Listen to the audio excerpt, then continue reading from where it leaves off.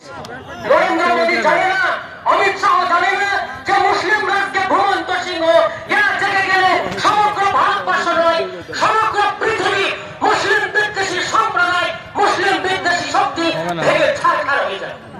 নরেন্দ্র মোদী ভাবছে যে আজকে মুসলিমদেরকে বোকা বানাবো, মুসলিমদের সমস্ত শক্তিকে আত্মসাৎ করে, মুসলিমদেরকে ধ্বংস করে আজকে ভারতবর্ষে মুসলিমদেরকে হিন্দু সম্প্রদায়ের মধ্যে নিমজ্জিত করবো। বন্ধু কখনোই সম্ভব নয়।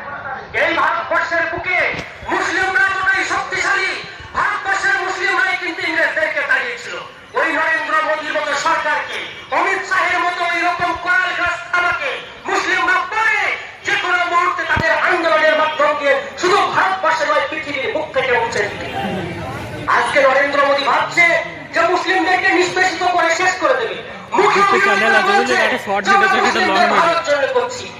যে বিজেপি সরকার, যে গুন্ডা বাহিনী মুসলিমদের